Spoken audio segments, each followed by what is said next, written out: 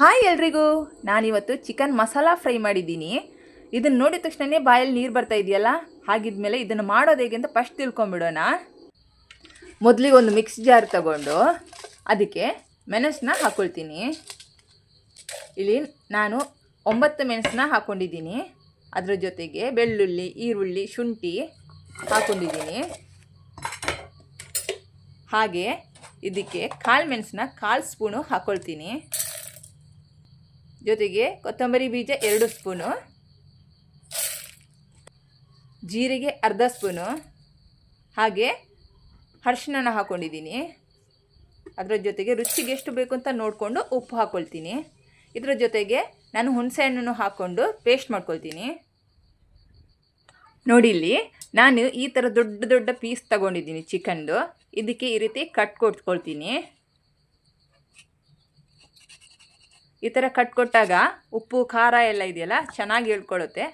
ಹಾಗಾಗಿ ಇದಕ್ಕೆ ಕಟ್ ಕೊಟ್ಕೋತಾ ಇದ್ದೀನಿ ನಾನು.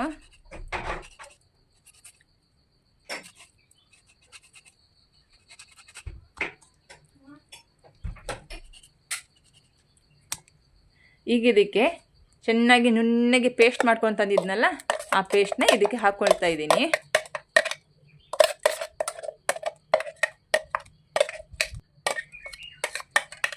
ಇದು ಹಾಕ್ಕೊಂಡಾದ್ಮೇಲೆ ಇದಕ್ಕೆ ನಾನು ಒಂದು ಮೊಟ್ಟೆನ ಒಡೆದ್ಬಿಟ್ಟು ಹಾಕ್ಕೊಳ್ತೀನಿ. ಈಗ ಇದನ್ನು ನಾನು ಚೆನ್ನಾಗಿ ಮಿಕ್ಸ್ ಮಾಡ್ಕೊಳ್ತೀನಿ.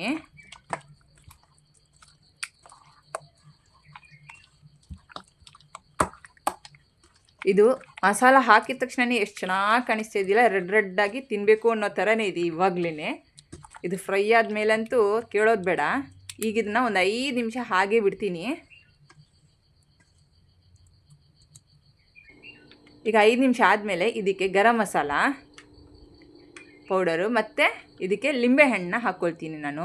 ಇಲ್ಲಿ ಲಿಂಬೆಹಣ್ಣು ಬೇಡ ಅನ್ನೋರು ವಿನೆಗರ್ನು ಯೂಸ್ ಮಾಡ್ಕೋಬೋದು. ಆಲ್ರೆಡಿ ಹುಣಸೆಹಣ್ಣು ಹಾಕಿರ್ತೀವಿ, ಎಷ್ಟು ಬೇಕು ಅಂತ ನೋಡ್ಕೊಂಡು ಹಾಕ್ಕೊಳ್ಳಿ ಮಾತ್ರ.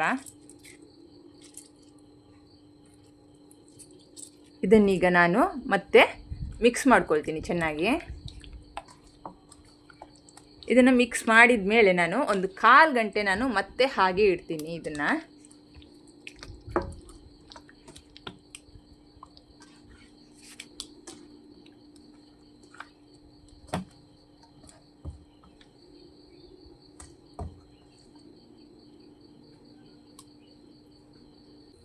ಈಗ ಒಂದು ಗ್ಯಾಸ್ ಹಚ್ಕೊಂಡು ನಾನು ಒಂದು ಪಾತ್ರೆನ ತೊಗೊಂಡಿದ್ದೀನಿ ಇಲ್ಲಿ. ಅದಕ್ಕೆ ಸ್ವಲ್ಪ ಎಣ್ಣೆ ಹಾಕ್ಕೊಂಡು ಈ ಚಕ್ಕೆ ಇದೆಯಲ್ಲ ಅದನ್ನು ಈ ರೀತಿ ಸಣ್ಣ ಸಣ್ಣ ಪುಡಿ ಮಾಡ್ಕೊಂಡು ನಾನು ಇದನ್ನು ಹಾಕ್ಕೊಳ್ತಾ ಇದ್ದೀನಿ. ಎಣ್ಣೆ ಬಿಸಿ ಆದಮೇಲೆ ಅದರ ಜೊತೆಗೆ ಕರಿಬೇವು ಸೊಪ್ಪನ್ನ ಹಾಕ್ಕೊಳ್ತೀನಿ ನಾನು. ಈಗ ಇದಕ್ಕೆ ಮಸಾಲ ಹಾಕಿಟ್ಟಂಥ ಚಿಕನ್ ಇದೆಯಲ್ಲ ಅದನ್ನು ಒಂದೊಂದಾಗಿ ಇದರಲ್ಲಿ ಹಾಕ್ಕೊಳ್ತೀನಿ. ಇದನ್ನು ನೀವು ಮಾತ್ರ ಮನೇಲಿ ಒಂದ್ಸರಿ ಟ್ರೈ ಮಾಡಿ ನೋಡಲೇಬೇಕು, ಯಾಕಂದರೆ ಅಷ್ಟು ಟೇಸ್ಟಾಗಿರುತ್ತೆ. ನೀವು ಮಾಡಿದ ಮೇಲೇ ನಿಮ್ಗೆ ಗೊತ್ತಾಗೋದು ಅದು ಎಷ್ಟು ಟೇಸ್ಟಾಗಿದೆ ಅಂತ. ಒಂದ್ಸರಿ ಟ್ರೈ ಮಾಡಿ. ಈಗ ಇದಕ್ಕೆ ಅದರಲ್ಲಿದ್ದಂಥ ಎಲ್ಲ ಮಸಾಲಾನು ನಾನು ಹಾಕ್ಕೊಳ್ತೀನಿ.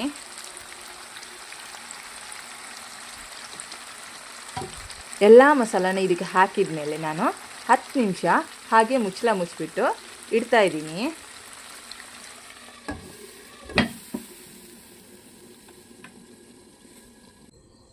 ಈಗ ನೋಡಿ, ಓಪನ್ ಮಾಡ್ಕೊಳ್ತಾ ಇದ್ದೀನಿ. ಈ ರೀತಿ ಚೆನ್ನಾಗಿ ಕುದೀತಾ ಇದೆ ನೋಡಿ, ಗಮ್ ಅಂತ ಪರಿಮಳ ಬರ್ತಾ ಇದೆ, ಅಷ್ಟು ಚೆನ್ನಾಗಿದೆ ಇದು.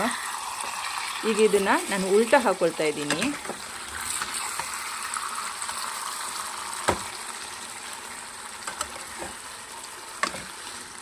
ಇದನ್ನು ಉಲ್ಟಾ ಹಾಕ್ಕೊಂಡು ನಾನು ಮತ್ತೆ ಇದನ್ನು ಮುಚ್ಚಿಬಿಟ್ಟು ಒಂದು ಸ್ವಲ್ಪ ಹೊತ್ತು ಮತ್ತೆ ಬೇಯೋಕ್ಕೆ ಇಡ್ತೀನಿ.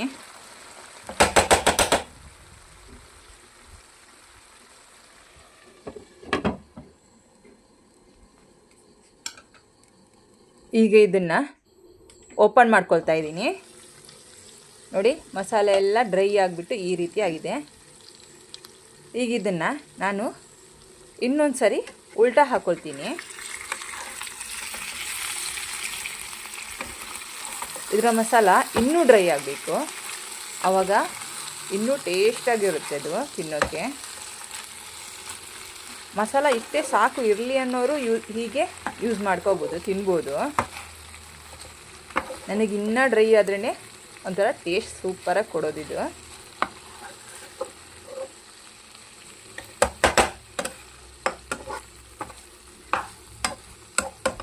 ಇದರ ಮಸಾಲ ಎಲ್ಲ ಇದರ ಹತ್ರನೇ ಹಾಕ್ಕೊಳ್ತಿದ್ದೀನಿ, ಯಾಕಂದರೆ ಇಲ್ಲಾಂದರೆ ಆ ಕಡೆ ಈ ಕಡೆ ಆದರೆ ಅದು ಫುಲ್ಲು ಡ್ರೈ ಆಗಿಬಿಡುತ್ತೆ, ಬ್ಲ್ಯಾಕ್ ಆಗಿಬಿಡುತ್ತೆ. ಹೀಗೆ ಇರಬೇಕು, ಆವಾಗ ಚೆನ್ನಾಗಿ ಬರುತ್ತೆ.